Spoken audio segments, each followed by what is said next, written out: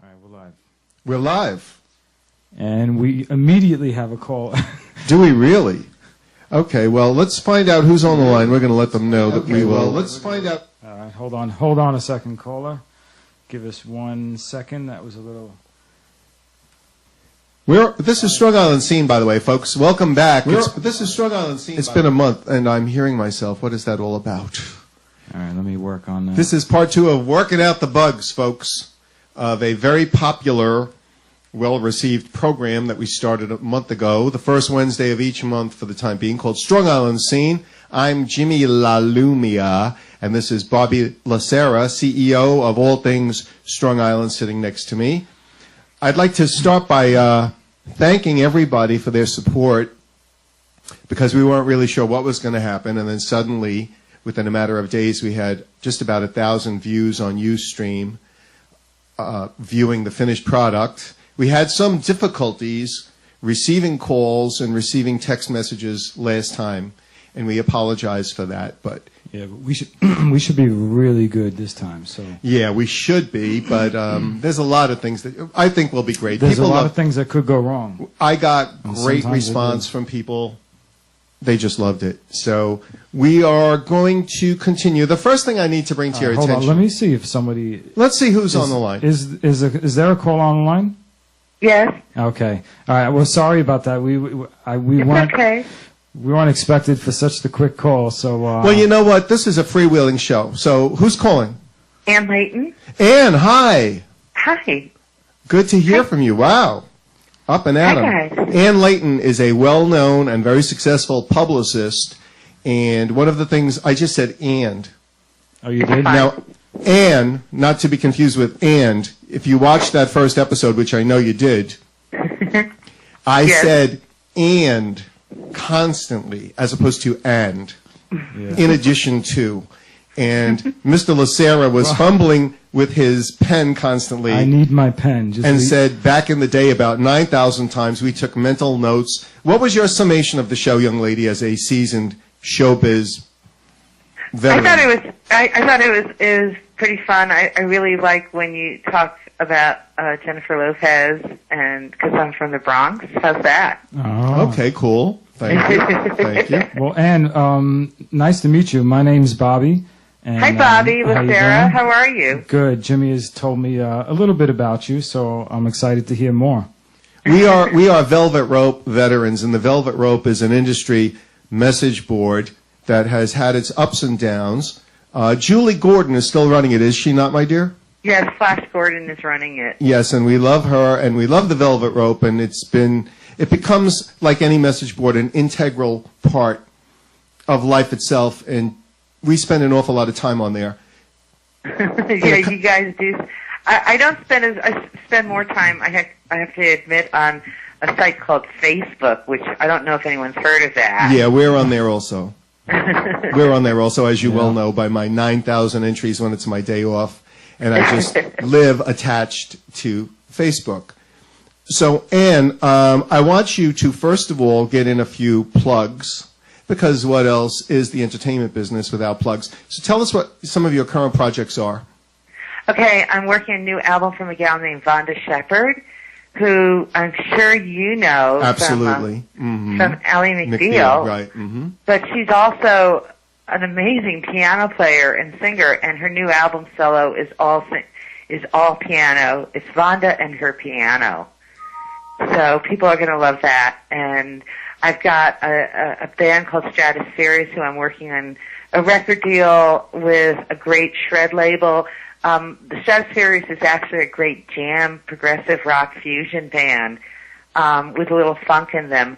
And the group's led by a wild singer violinist named Joe Denenzone. Okay. And he's got a electric violin book. You're going to be hearing more and more. Every year he just gets lots and lots of work, and he's played with Richie Blackmore and Bruce Springsteen and President Clinton. So I know people know those guys. They'll know Joe soon. And Jan Close, of course, and he may be calling in. Oh, cool. Yeah, and I know you're going to adore him. I mean, he's popular on Long Island. He's played Stephen Talkhouse. and KJ Farrell's and The Mansion, and he's doing a show at the Rockwood Music Hall Saturday night at 7 p.m. So And that's where? Where is that exactly? Yeah, that's for those who don't know. That's actually in Manhattan, 196. And I'm sorry, can you hold 1 second because this is live and I'm getting a call. Hold on 1 second. Hello. Okay. Okay, right on Jericho. You don't have to talk in the mic. Oh, Jefferson. Okay. You don't have So to you know where you give directions to the facility. So, yeah, everybody hang in on that. Jimmy is probably giving some final directions to Vic. Yes, I am. Vic All right. Latino's on the line right now. He is approaching All the right, premises so- as we speak. All right. Good news, but... Do you want to speak to Bobby about anything regarding the Live. proximity? Or you know where you're going, right? see, if Vic was here when he was supposed to be, we wouldn't have Oh, very this. cool. All right. All right. He said, we'll see you in a few moments. Come on in. Or maybe... I have my 97 Hyundai Elantra parked right across the street. It's great. A lot of information going out right now. And it still serves me very well. That's a plug for Hyundai if they want to sponsor. So directly across the street right. is where we are. No, right, there's so- no numbers on the houses here. It's very expensive. Yeah, there's numbers there on the are? house. Okay, I'm sorry. Perhaps one of us will come out and find you. Yeah, man, well, I'll find them. Oh, cool. All righty. We'll see you in a moment. All Okay. right, so we apologize for I'm that. sorry, Ann. No, it's okay. It's okay. I was And- just about to tell you all about the Smithereens, who I want them to do your show sometime in the new year. Cool. Okay. Because they're going to be playing in New York and everywhere else. So we got. I work with the Smithereens periodically. I work with Jethro Tull and Grand Funk Railroad Wow. and Wow. Power. Henry McCullough, who you know from Wings and Joe Cocker's band and the Grease Band. Yes. Yes. And Okay. he's a guitarist. So and the Straubs. I work with the Straubs, and they tour a lot. And Jim McCarty from the Yardbirds. I work with him. So I keep really busy. KJ Dennert, who plays in Long Island periodically in New York City, she's going to be at Bar 55 this weekend. You know, we're charging you $20 a plug in, right? Yo, and, I'm just keeping track here. It's $20 per plug. I'm just kidding. and you are doing your thing. 20 man. hugs per plug. Yeah, exactly. But we'll waive it for the first time around. Now, are you watching us or are you just on the phone? Are you looking at us right now? I'm not. I guess I should go. Should I go to the Ustream site? Because that seems to be more. Well, if you go to the StrongIsland.com site, I'm going to let Serra explain that to you because I'm going to go fetch Vic Latino from Party 105 and bring him so in I'm here, gonna okay? let So, everybody- Well, Bobby, I'm you're not- I see on. you guys. You're on. I'm going to be right back in. Bob will give you the logistics. God, Bob? Who the hell's Bob? Bobby, I'm sorry. All right, this is like way out of control, this show so far. But Cool. listen, you obviously you can catch us on StrongIsland.com. You can also catch us on live stream, and you can also catch us on Ustream. So you go to either one of those sites and you just search Strong Island TV, one word, and all the shows will come up, and whatever is actually broadcasting live will be specified. It gets like highlighted. So any one of those three, and you can definitely check us out. It may be a little confusing because there is a little bit of a delay, so it's a little bit behind, you know. Well, I see you in your shirt, your black shirt and white sleeves, right? There you go. Yep. That's it. This is the official Strong Island clothing. You can get it on shop.strongisland.com. So we have girls and guys tees and stuff like that. So definitely check that out. So yeah, and you're doing your thing. You're pretty busy. So you handle the publicity for all these artists and all Yeah, the and a events. few more. Nice. Yeah, I also usually it's dead in the music business, but if you're working with someone who's a Grammy-nominated artist, you just kind of get busy. And we got a Grammy nomination for Miss Amy for Best Children's Album. Mm-hmm. So it's like, yeah, you know. So it's work, but it's also fun work because most of the time, I would say 80% of the time, well, 70% of the time now, I'm contacting local, regional media. But with Miss Amy, I get to call my friends at People Magazine and at all the news shows. Mm-hmm. And I'm hoping that the fact that I gave People Magazine plus her great Grammy nomination, which is deserve it, Yeah. that they give her an article. Oh, very good. You know what? I actually hear Jimmy and Vic screaming at the side. They can't get in. So this is going to be really embarrassing, but I'm going to walk away from the camera, and there's going to be there's going to be nobody here for about 30 seconds. So this is. Should I do a monologue? You know what? Take it away. I'll give you 30 seconds. Okay, I'll actually just give some good advice. All right, go ahead. Okay, so there's this line. You go get your friends, and there's this line called "It's not what you know, but who you know." And if you don't know him, you should go out and meet him. And, you know, that's basically always been one of my big mantras in this business, where you work and you set goals for what you want to do, and then you figure out who fits your program, you know, what you're doing for your clients. So, you know, I may not know the person who I want, so I go out and meet him. And there's Jimmy. And you are a trooper, because we were all outside trying to break into the house, and I just heard your voice. And thank you so much for no dead air. To a monologue. No dead air. Monologue, no doubt. You'll have to do Ophelia next time for us. But okay. I appreciate that. I have to read. I can't remember the words for that monologue. Oh, okay. Well, I'm not a big Shakespeare. So anyway, I thank you for calling.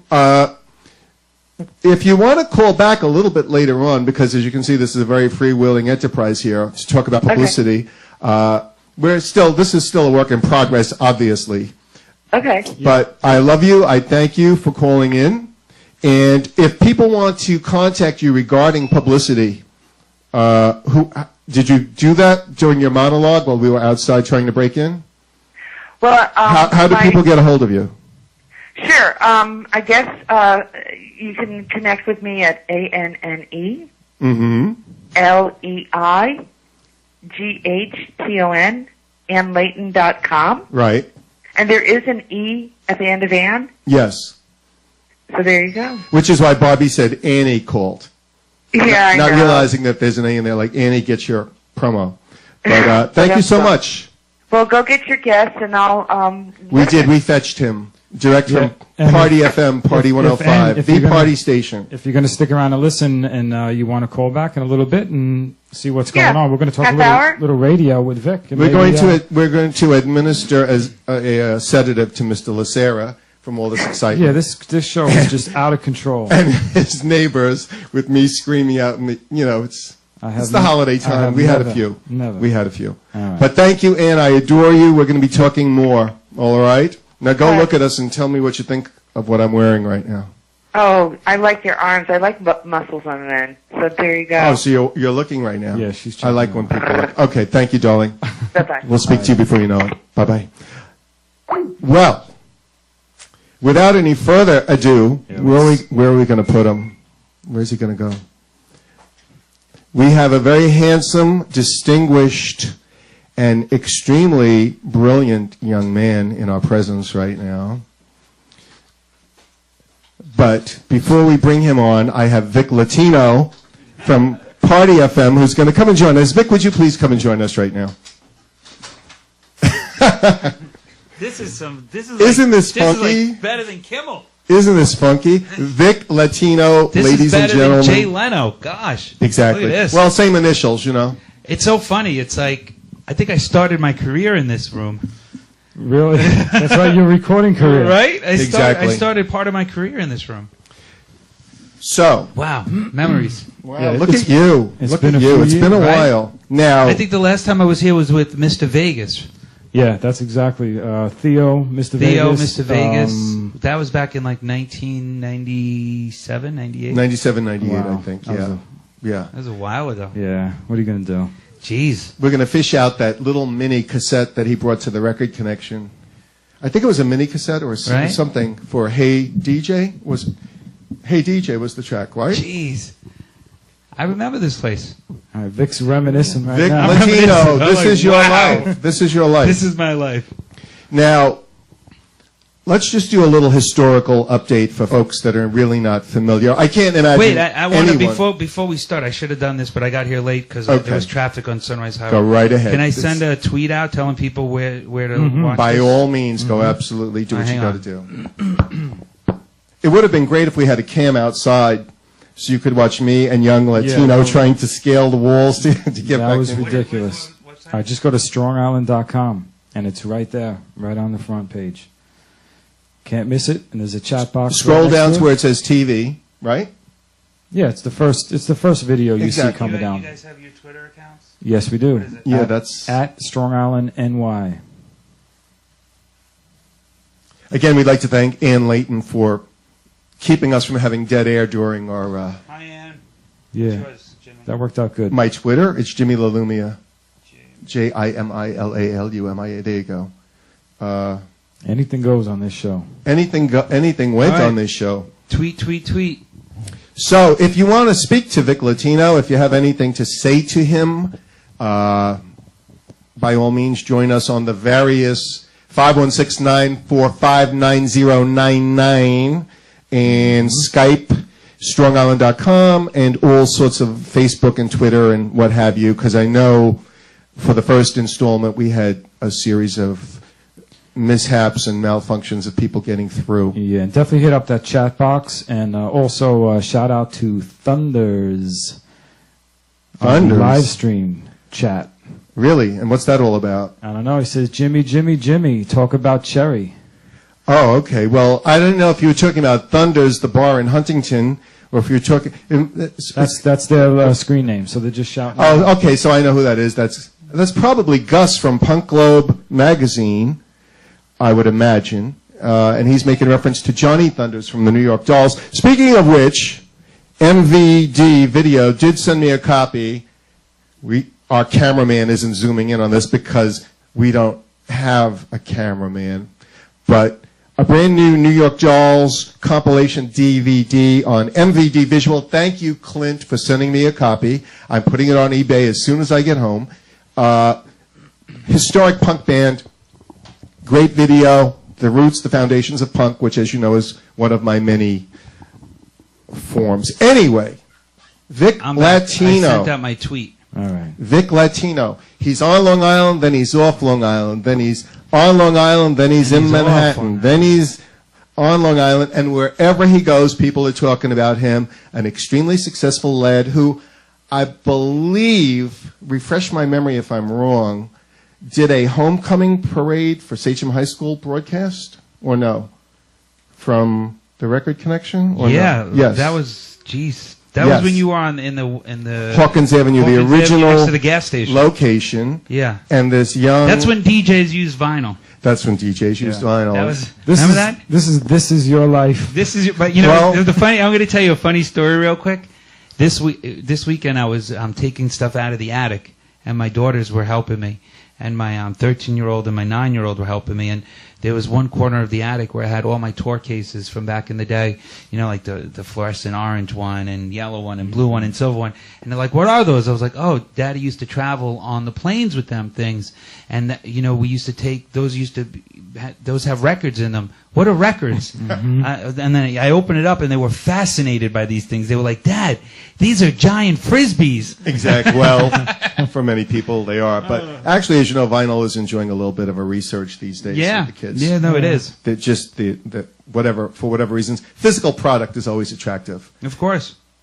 So, from Sachem Homecoming Parade broadcast, can we please use your store, Mr. Thing? Mr. Lalumia. Mr. Lalumia. Mr. Thing. I think I was introduced to you because I went to school with your niece. Most likely. Right? Your niece introduced us to you. Okay, I believe so. Okay. And from there, BLI... Not to make you feel old.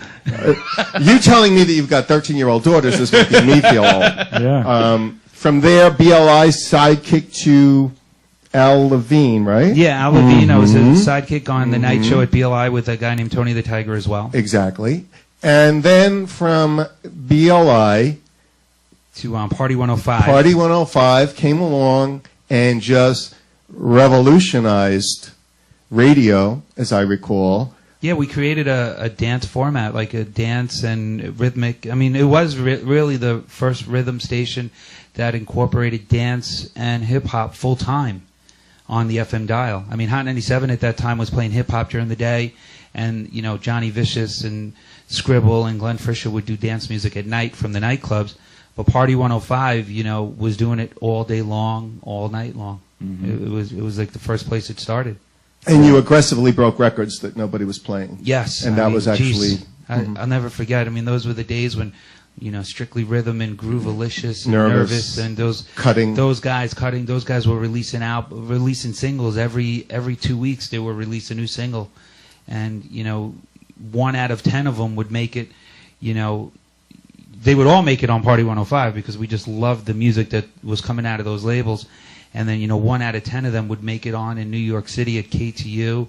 And then eventually make its way to Z100 and then go national. You were setting trends, yeah. Absolutely. At a time when dance was really not that well received at Top 40 Radio, at pop radio. The year that I opened in 1987, and I was a Billboard reporting store at that time, a lot of labels came along that were right up your alley. Micmac. As we said, Cutting. Yeah. Warlock, LMR Records, where they actually came into my store with the Stevie B record, which was the guys from LaFrac City, I think, were behind that, and Jaya and all that kind of thing, and that whole freestyle revolution. And you were right in the thick of it through the whole thing and doing your thing. Weird. In the thick of it, but didn't know I was in the thick of it. Nobody ever knows they're in the thick of it when they're in the thick of it. Yeah.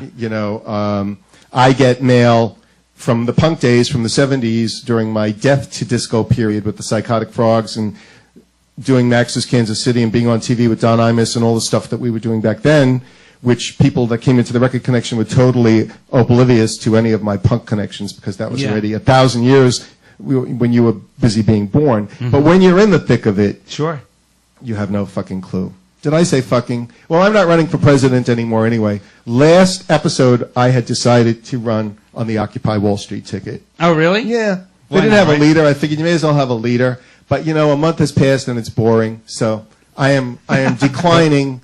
And I refuse to be his running mate because I don't want any part of it. Well, on various times at Strong Island, you were usually just running. But, at various times in our careers together. So... But as running mate, he did step down, so it was difficult. But you know what? It used to piss me off when you were doing that station. I couldn't get it, so I used to hear everybody talking about it. But where I was, it was at the time, the signal was impossible, and yet it was selling records. It was the most talked about thing. It influenced radio stations. It was great for your record store because very good for my record store. It was great for you. It was great for the guys over at Mother's Music. Who? In Patchogue. Exactly. It was good for. There was a few other. Yeah, there was DJ Records, which eventually became iDJ Now. Brian and his brother. Exactly. There were a lot of record stores. Sure. RPM with Rich, I think, was it? Rich Signorelli at RPM. Yeah. There was a whole network. Shout out Eddie Tagone, too. I haven't seen exactly. Well, Eddie Tagone. He'd probably be on here any second. Eddie Tagone came into my store and actually was making up charts himself that he asked. He was still in school or what have you, and he was so into the whole thing that he came in and asked, can I hang up these charts that he just made up? Mm-hmm. He already had an inkling of what he wanted to do at that time. They all came, Dennis the Menace and Theo and, the entire, Casey, there was just the parade. Casey's still doing. Oh, I know all about it. I know we're Facebook friends, but so it was interesting. It's amazing how you have to keep in contact with people nowadays through Facebook. Well, actually, in a lot of ways, it's a good thing. It's been a very, very good thing for me. That I can tell you.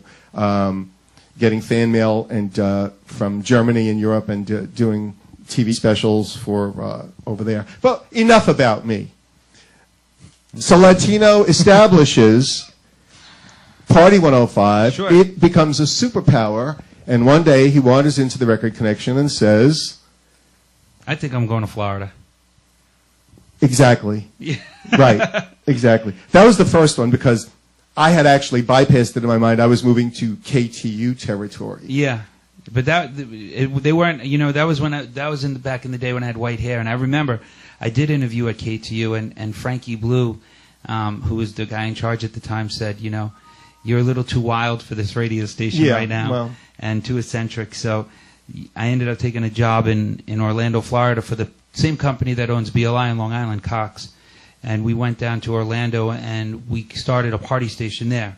And it was 95.3 Party. And also extremely successful. Within the first month, it was number one. The dance music was different down there, though. It was more, where up here it was more anthem house music. You know, Junior Vasquez, Hex Sector Production were huge for Party 105. Down in Florida, it was more breakbeat and trance, and it was DJ Icy, and it was Tiesto. I mean, the first time, you know, we broke DJs like Tiesto down in Orlando when he was signed to Network Records. And he put out the remix of Delirium, Silence by Delirium. Yes, yeah. And I'll never forget the first time when we were in Orlando. That was my first encounter with an overseas DJ. We did a Tuesday night party at a club called Icon, and we brought in this DJ named Tiesto. Right. And he was doing his promo tour in the United States, and he was wet behind the ears, and he came in and he played for 20 people. And the 20 people that were in the club were 20 exchange students from overseas that happened to be working at Disney. Right. And we were like, we didn't, all the music was obscure trance music. We didn't know, that it was going to take off. But, there was something about that sound that when you listen to it, especially on the radio, it just gave you like this uplifting, good feeling. And, from him, we were able to meet some more people in Florida. And, out of that radio station in Florida came groups like Lasgo and Ian Vandal and Dee Dee and Peter Lutz. And, Icy was on the breakbeat tip, and Shiraz and all these other guys in Florida that were like the forefathers of breakbeat music down there, which was like, breakbeat music is like that 808 kick. It's like a freestyle song up here. But and Robbins Records started licensing everything. Shout out to John Parker. Hello. Yeah, they did. Corey Robbins would have his weekly conversation with me every Wednesday night. I would get off the radio at like 10 o'clock in Florida, and he would call me at 10 because he always get to the office late in New York. He'd work like, everyone would work 9 to 5. Corey would get into the office at 5 and work till, 3, 4 in the morning. And he'd call me and we would discuss records, and I'd tell him what would be working. And, It's funny that you mentioned that, an untold story, because being a Billboard SoundScan reporter, at that time, I was on the other side of the street by that time. Sure. The second half of Record Connection. I had gotten a call from Universal at the time. Before Universal became this gigantic monster, there's only like really 2 or 3 labels left right now, which are all conglomerations of each other, and they're busy buying each other and hedge funding each other to death and whatever it is besides putting out records.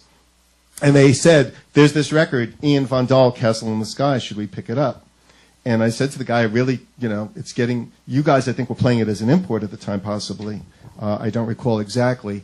But in the short period of time for the guy to try and bring it to his superiors, Robbins picked it up, and that began that whole Robbins Records. Exactly, yeah. So Universal. And that was a huge record for them. Oh, absolutely. And, Ian, that was Christoph and Eric. I still work with those guys now, and we'll tell you about that, in a little bit. But we, those records all came out of Florida. Plummet, was on Atlantic Records, and, they had a song called Damaged. Yeah, and, big record, yeah. That was when Eminem first came out, and, Slim Shady was like the song of the year. But that station down there in Florida, like it's similar to Party Up Here, it was playing the biggest hip hop records along with the biggest dance music that no one ever heard of before, but yet it was making superstars out of these dance acts. And we were in Orlando for just about 9 months when Cox turned around and said, we want to start one of these stations in Miami, Florida. We're going to flip a classical station that we have down there, 93.1, into a party station. And that was Party 93.1 in Miami signed on. And I worked with that launch for about 2 weeks. Right. And then in that 2-week period while that station was launching, that's when I got the call from Frankie and Jeff at KTU in New York saying, hey, we want you to come to New York and work at KTU. And I was, traveling back up. I'll never forget, I flew up for Beatstock that August. And I went to Jones Beach. And I met with Frankie and Jeff. And Frankie was like, would you be interested in coming to work at KTU? And I was like, yeah, that's playing minor league baseball, being called into the majors. You're being called in to play at Yankee Stadium. You're definitely going to take it. So I had gone down to back to Florida, and I put in my 2 weeks notice, and I told them that I was going to be coming back to New York, and they were upset about it, but at the same time, they said, they gave me the green light to go, and I came up to New York, and it was September 10th, and Frankie, meet me in the city. We're going to go out to dinner and talk about you joining the family at KTU. And we went to the city. We went to dinner. My wife was with me, Nicole at the time. We weren't married yet, but we had Michaela, who was 4 years old, and she was pregnant with our second daughter. And we went to dinner, and then after dinner we went to Madison Square Garden, and we saw the Jackson 5 reunion. Wow, yeah, I Madison remember Square that. Garden. Yeah. Mm-hmm. And we sat second row, and I was like, geez, this is the big leagues. And Wow. second row, I sat next to Exactly. Lou Pearlman, the Backstreet Boys. And then the next day, I woke up in the morning, and there was a car service waiting for me to come into the city to come to KTU, and I was going to meet the staff, and they were going to have a jock meeting and introduce me to everyone. And as I'm ready to get into the car, September 11th happened. Right, right. And it was like, I lost touch with everyone. I was like, oh boy. Mhm. So 2 weeks went by, couldn't get in touch with anybody. The last thing on anyone's mind was, someone new starting a job and whatnot. And when I finally got in touch with them, I couldn't even go on the radio the first week because Cox had decided they were upset that I was going to be going to KTU, and then there was a whole legal issue with contracts. But once that was all taken care of legally, my first day on the radio in New York was September 27th of 2001. So it was a good 16 Now years with- later. now That had to be a people- tough time, though, to Yeah. start playing dance It or was party music. It was about, there was a period of about 2 weeks where KTU was just playing news. They really weren't Well, that's playing what I'm saying. up-tempo music. Everybody, even TVs. Exactly. Yeah, they kept. everything. Nobody knew what was going to happen next. And it was, I'll never forget driving in. I had to drive around, take, cross Bronx to George Washington and drive down the Jersey Turnpike. KTU studio was right on the Hudson, facing, the Twin Towers, where the Twin Towers were. Right. So it was right on the water. So I'll never forget, I walk into the building, I go up, and my first shift was like an overnight shift from midnight till 5 in the morning. Now, mind you, I'm nervous as it is, because it's my first. It's you're about to The Big Apple, it's the your big dream. city, yeah, you're about yeah, to live your yeah. dream. Mhm. As a radio guy, your dream is, and your ultimate goal is to be on the radio in New York City. So I'm about to, I've always wanted to work at KTU. I'm about to live my dream, and here behind door number 1 is the studio where I'm going to live my dream. But right before I walk into that door, I look out the window of the conference room, and I'm overlooking Ground Zero, and there's still smoke rising in the air, and you're What a just trip. like, wow, this is weird. It's It was surreal. rough. It was Yeah. definitely surreal. It's contrast because you have such good positive things Yeah. happening, and then you look and it's Yeah. Now, a historical question here for people who have followed this young man through his manifestations. I don't know if you're even allowed to talk about it. If you're not, you just tell me you're not. What happened to the? It was weird. I don't know what the is. Well, when I Vic was in the when I was in Latino. Long Island, it was Oh, Vic okay. the Latino, I and I got think it was just it was my real name is Victor, so it was Victor Latino, and I think It was very clever. it just got to Vic the Latino It was because very I'm clever. Spanish, Yeah. and then once I got to Florida, it was just like, all right, let's just make it first and last name. So it was just Vic Latino. I got you. And that's how the I never really. I disappeared. remember we spoke about it one time, and I almost got the vibe because we didn't go too deep into it. No, that was it. It was that just you had to. There was some You kind gotta of lose the. the. You can go, but I we're was going to gonna- take the with gonna us. take inquiring minds really want to. Inquiring minds want to know. So the disappeared. Okay. So then I got to New York, and that's when the roller coaster just went. Oh, someone's calling from Jersey. And again, I think. Is it? Okay, let's see. We will continue the saga All of right. Vic the Latino. Or Vic Latino, I'm Latino. sorry. Okay. Hello, who we got here? Yeah, hey, this is Jim Babjak from the Smithereens. Hey, Jim, how are you? Good. Is this Jimmy or Bobby? This is Jimmy. Jimmy's the good-looking one on my left. Exactly. And we've got Vic Latino here from Party FM, Party 105. And Smithereens, what's going on? I know Anne was talking earlier about everything that's happening. Give me a little insight. What's happening? What's happening? What's going on, dude? Yeah. Well, we're just coming off a new album. I don't know if you heard our latest album. You haven't sent me a copy for review purposes, but actually I've been very involved in a lot of things, but I've been a fan of the Smithereens since, I guess, a rock convention where the Smithereens originally was set up at a table right next to our table that Mark Zarkin did back in the day. I took that from Serra back in the day. This has to go back to the 70s, actually. Am I correct? The 70s? Or actually, maybe it's... No, actually, I think it's some folks that later on... I know Dennis, the drummer, yeah, was sitting right next to us, and we had the Death to Disco single by Jimi Lalumia and the Psychotic Frogs, which we were selling at a table. And I think Dennis, maybe this was pre... When did the band first actually... Refresh my memory, because I'm old. And, the brain cells die. So give us a little synopsis here, real quick, update. I just turned 54. Maroon, okay. Back then, Dennis and I had a T-shirt business. That's it, okay, all right. In 1975, and we used to sell T-shirts at the rock and roll conventions, and I think one of the early Beatle Fests. Okay, so it was either or both, because I was moderating panel discussions at Beatle Fest for Mark Lapidus back then, when it started, and also for Mark Zarkin, and then I remember the band emerging, I guess in the 80s then probably, correct? Well, our first gig was in 1980. Okay, so there you go. But we didn't get signed to, well, we had independent records out in 1980 and 83, but we didn't go to a major label till 86. Okay. But, hey, if you remember back then, Mal Evans was one of the guests. Yes, I know. I moderated the panel. Mal was there. Richard DeLello, who wrote The Last Cocktail Party. May Pang was sitting right alongside me. We were in the Grand Ballroom of, I believe it was... I was the guy that asked Mal Evans about questions about Keith Moon. Right. And people were booing me because it was a Beatles convention. And you remember the rumors that John and Yoko were in the room at the time? That was the buzz. There was no actual sighting. But tell us about the new record. Bring us up to date on the new record.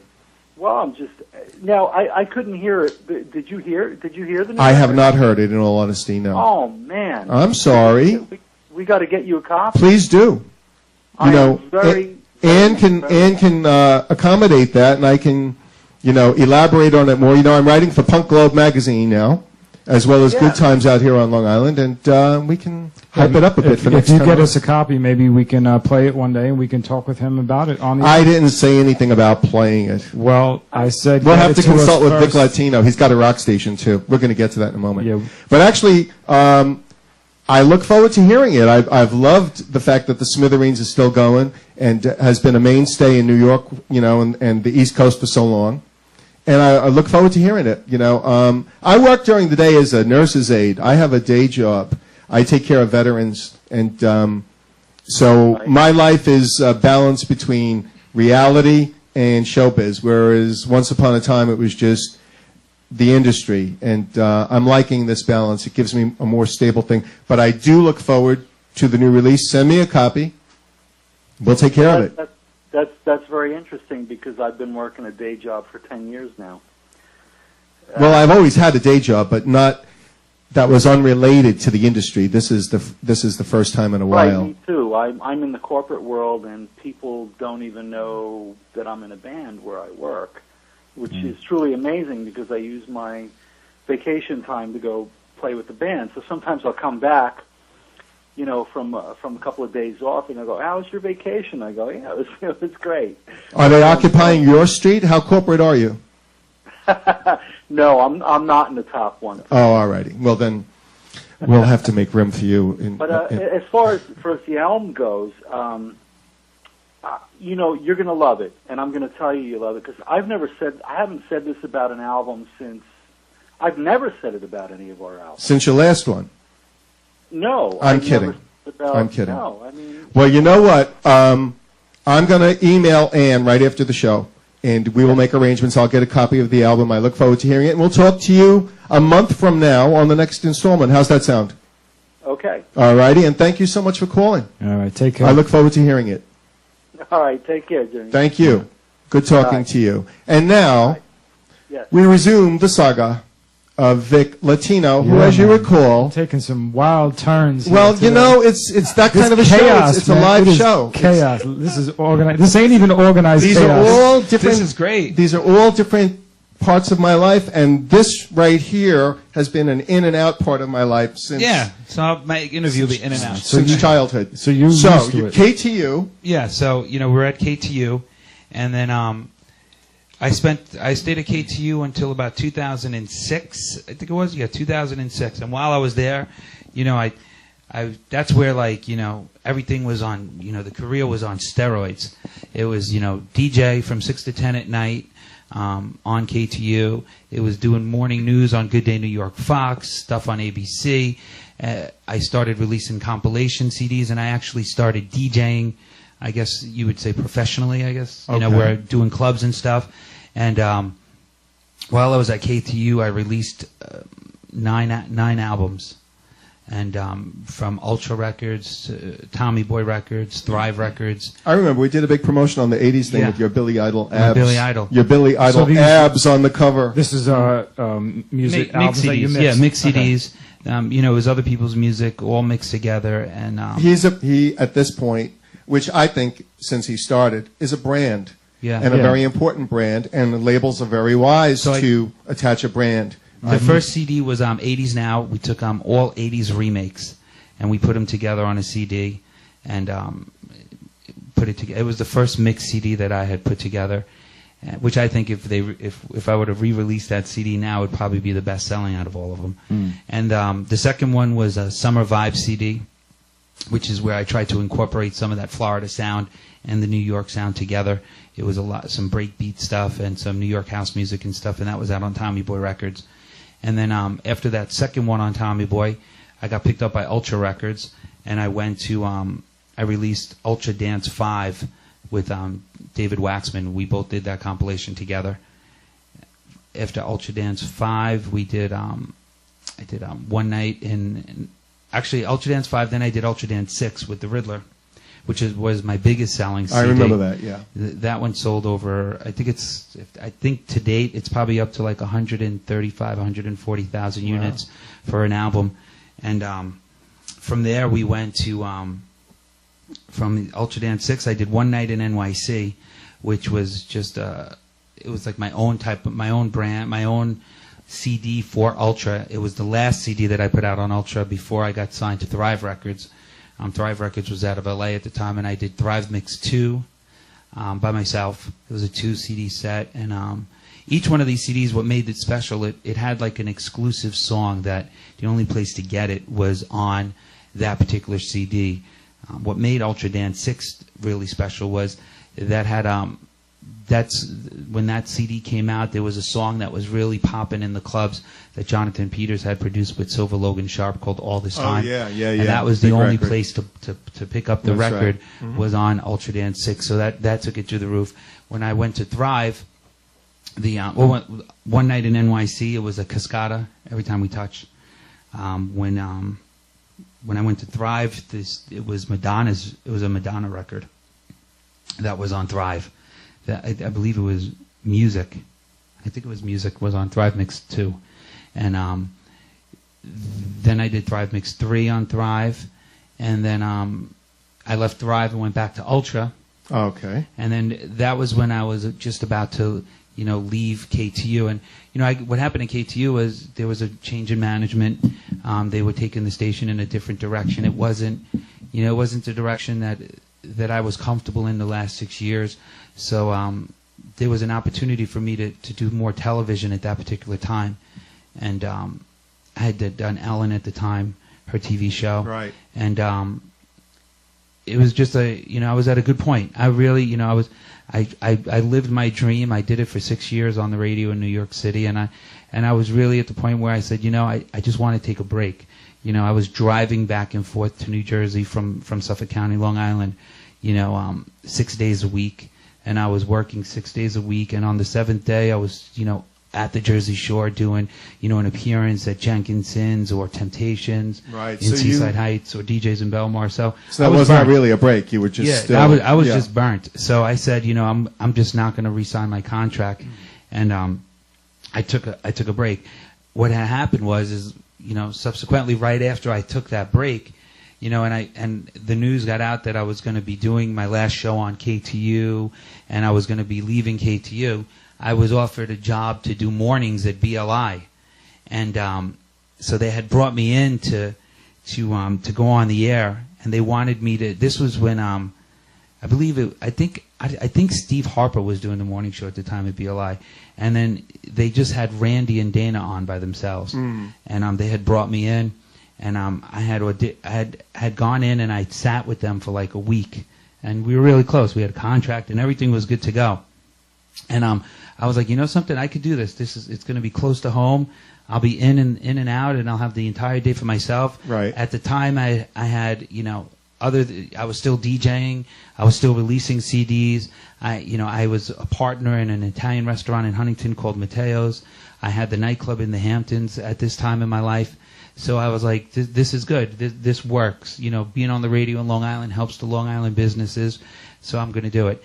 Whatever happened, it just never came to fruition. It fell to pieces, and that was it. So it was a period of about 4 months where I was just, running the restaurant, running the nightclub, and not doing any radio, and just DJing.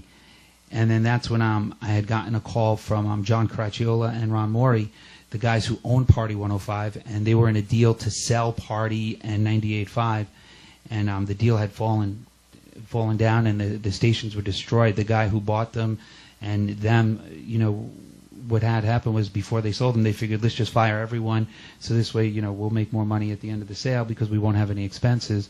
But the deal never went through, so now they had 2 radio stations with no staff, and they were like, we need to build the stations back up. So they brought me in as an operations manager to rebuild Party and to do something with 98.5, which at the time was News Talk. And when I came in, we rebuilt Party, and on 98.5 we made it Suffolk County's first Spanish radio station, La Fiesta. Right. And okay. We built that from scratch. And the deal was, we were rebuilding the 2 properties for Ron Morey, and he was ultimately going to sell them once we rebuilt them, and we were going to just get paid, a fee to rebuild them and a bonus if he sold it. In the middle of the building process, we were doing everything the way we wanted to. We were really enjoying it. We were building a steady and a great foundation. John and I decided that we wanted to buy the stations from him. And, we went through the processes, and we went through all of the trials and tribulations of buying your first radio station, which was not easy, but we did it. And we bought the 2 stations from him in 2009.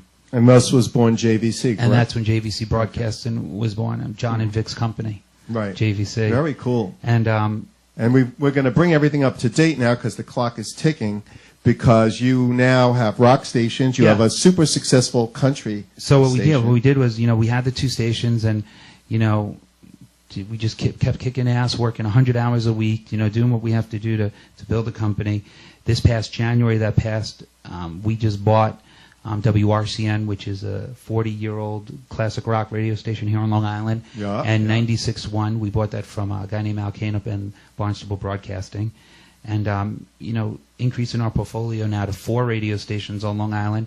So we have a Spanish station, 98.5, classic rock on 103.9, country on 96.1, and Party, or top 40 format, on 105.3. And congratulations on the country, because the ratings are spectacular. Yeah, we really, it's a niche format, and that's the thing that makes our radio company unique, is that we're a niche company. We cater to audiences that aren't super served by, the other, 45 radio stations that come into Long Island. Country wasn't really being served at all, and there was always an outcry, where's country? Just as you have... Let's see who this is on the line. Okay, here. sure. All right, who do we have on the line? Hello, this is Jan Close calling. Hey, Jan, how are you? Good, thanks. How are you? It's Jimmy. What's up? Greetings. Tell me what's happening. What's happening? What's happening with you? We're live, so we want your... Ann told me you were going to give me a call and let me know about the latest project. Well, we got a show coming up on Saturday in New York City. That's probably what's what people want. And where is that happening? At Rockwood Music Hall. All right, Stage that's right. 2. She did plug that earlier. So that's $40 now because it's $20 a plug. I'm kidding. Sorry, say that again? I'm kidding. It was a joke. I can't hear you, actually. It sounds like you're on speakerphone. I we don't. Are we really? Oh, that might be. That might be. But The microphone is here for the phone, so you don't have to scream into there. You hear I'm it not really screaming, am I? Okay. well. You're a little loud. Now, what's the latest release you got out there at this moment? At this moment, there's two. There's Reverie and Sacrifice EP, and we just started working on a new album with producer David Bendis. Okay, and that's available. Amazon and the whole 9 yards? Do you have a website people can go to? Yeah. All my stuff's online. It's on iTunes, Amazon, and And tell us about a Yep. site. You have. Where can people find you? What's the location of the website? Facebook it's and all that. It's janklose.com. JANNKLOSE.com. Okay, great. I'm going to have Anne send me a package, including your stuff, so we can get more in depth into it next time around. Okay? Yeah, we may want to consider actually playing some stuff during some of our shows and talk with the artists. So we might want to consider that. So. Okay. We'll discuss it. We'll Yeah, take it we'll under talk about it, advisement. 'cause- We'll get Latino's revered opinion on all of this. But we're going to have to run because we're running out of time. But I definitely look forward to getting the stuff. We will definitely probably do an Anne's Greatest Hits next time around. Okay? But thank you so much. Thank you so much for Thanks. calling. All right. I look forward to thank hearing you. the stuff. Now, Take care. All right. First of all, I just want to the live stream chat room is out of control, so I just want to shout out a few people. All right. First of all, we got Noel Ramos, who's giving me a hard time in there, but Velvet Rope, that's someone else from the industry website. yeah, he's been being a little rough on me, but What is he saying? he's getting on me because I forgot the name of the Smithereens guy. Oh, I'm so sorry. You know, we're live here without a net. Do you Noel. remember his name? What was his first name? I don't have it in front of me. right. I'm looking at the So, clock right now because the clock is ticking. We'll get it. No, But, you- all right. So shout out Noel. Shout out Junk69.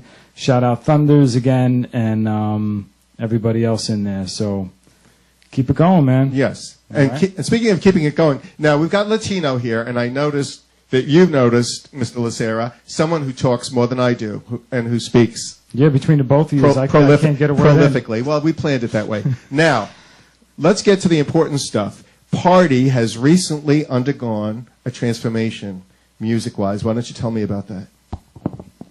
It was always and it still is, a dance radio station. But what we did was we started, rather than breaking a lot of music, because someone who's listening to Party who wants to hear new dance music isn't coming to Party for new dance music. They're finding it on the internet. They're finding it on podcasts, on satellite radio. We decided to fill that niche and to maintain that niche by going after dance music that was popular, but you don't hear anymore. What happens to the biggest dance song that you hear on the radio today 4 years from now? Where does it go? You don't hear it anymore. Exactly. So exactly. what we did with Party was we took the biggest dance hits from the 80s, 90s, and still play the biggest ones from today, and we put it together into a new packaged format, which, still caters to, that 18 to 45-year-old female that lives on Long Island. And the reality is, because you and I have had discussions about this sort of thing through the years about brand new versus tested. And I'm sure some house heads have probably busted your balls. You haven't told me if they have or haven't, but I'm sure there's always a reaction when there's a change. But the reality is a radio station is in the radio business. It's not necessarily primarily in the music business. And if you want the station to stick around, they have to continue to reconfigure based on the times. Exactly. Some of the most popular radio stations right now, CBS FM, I think, is in certain aspects number one in New York City, playing 60s records and 70s and what have you. And when I went up to WABC in 1970 while I was still in high school, did my very first interview with Cousin Brucey, I met Rick Sklar, who was the program director of WABC. I quizzed him about stuff, and he said something to me which always stuck with me. He said, Jimmy, people do not always know what they like, but they sure do like what they know.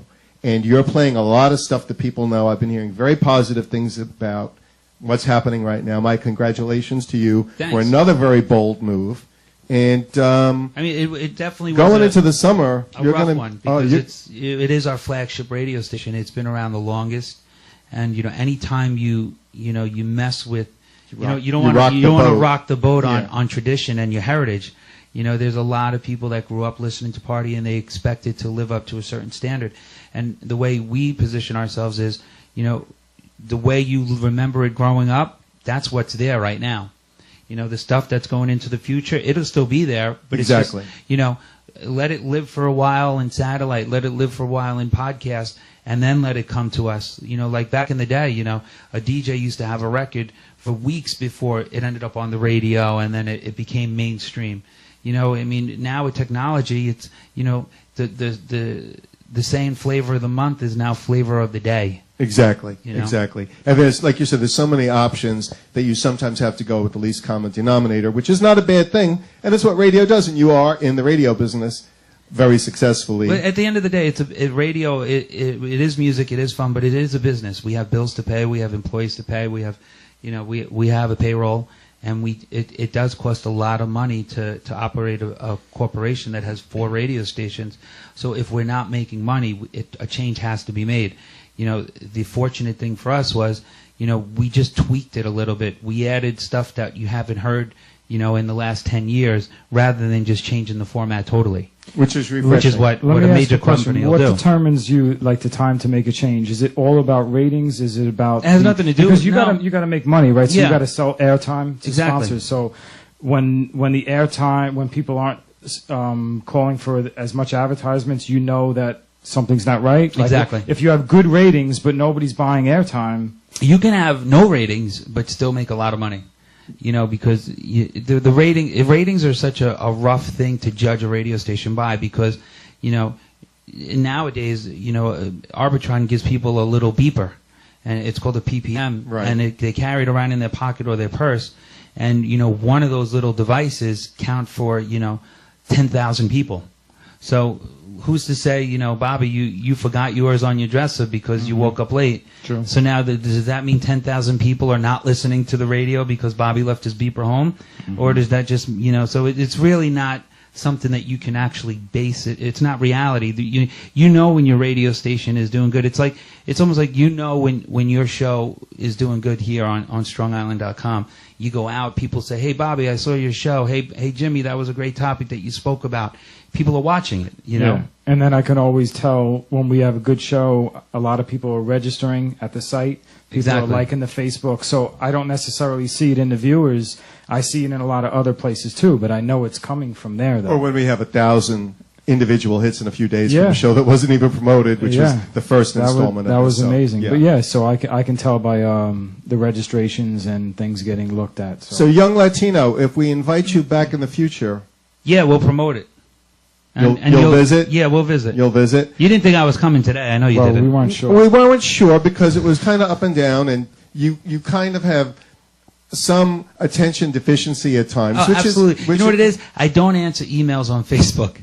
So that's why I always tell people, if this is legit, email me on my email address. Right, exactly. Facebook to me is I still haven't gotten to cross the threshold of saying where Facebook is a legit form of communication where I'm gonna execute business deals on. Right. To me, Facebook is still fun. It's still it's where my boys hang out. It's where we catch up with old friends. It's run on sentences and it's like one word answers.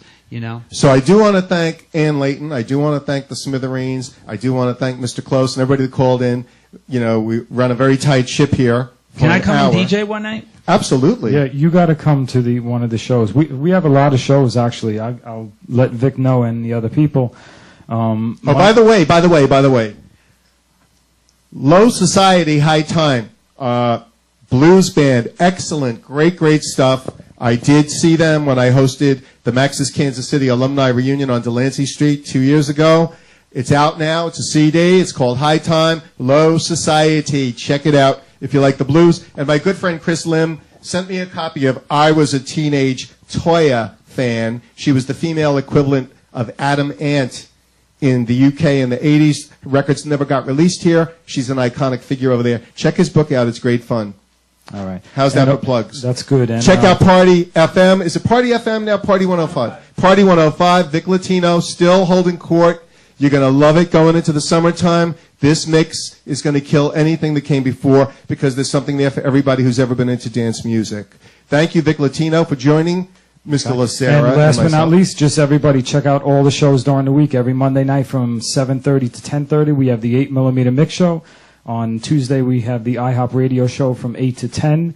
And Wednesday, we have this show every month. The Anne Leighton Hour coming up next time around. And unless Latino invades again, but either way, it'll be fine. Because Thursdays, we have the weekly show from 7 to 9, and we have Goomba and Stealth and Spanky on the block party from 9 to 11. So StrongIsland.com, register, make a profile, and check out all the shows and give us your feedback and stay tuned. We're wrapping up the second installment And of Vic, Strong Island I Scene. personally invite you to any one of those shows. If you want to DJ, you just hit me up and we'll get you on any one of them. I definitely want to do that. And you can check out my mixes and information on where I'm touring with Dennis Rodman at VicLatino.com. And all the CDs that you mentioned are still available. Yeah, everything's at VicLatino.com. Okay, very All right, good. Nice.